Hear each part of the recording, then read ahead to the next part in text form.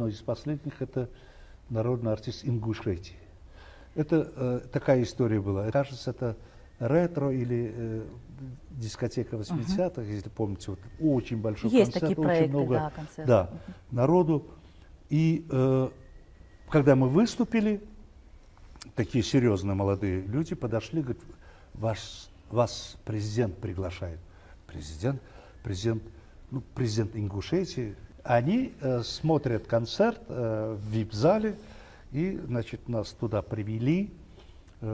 Кстати, до того, как еще дойти до него, мы поздоровались с муфтием России, татарин, и он говорит, Фарык, если вы знали, какой вы, значит, в мусульманском мире приносите пользу, там, это и так далее, ну, очень приятно.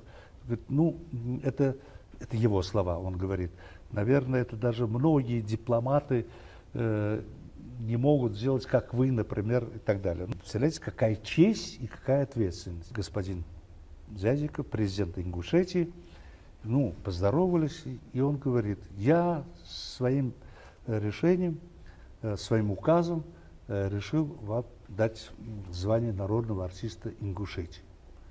Я очень неудачно, очень плохо пошутил. Я так был взволнован, так неожиданно было.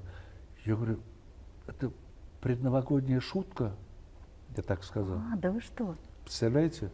Ну, глупо немножко. А с другой стороны, мое состояние так неожиданно, он говорит, объявляет, что вы народный артист Ингушетии. И так мне было стыдно, он так серьезно стал, он говорит, извините, это слово президента, я это делаю очень убедительно, уверенно.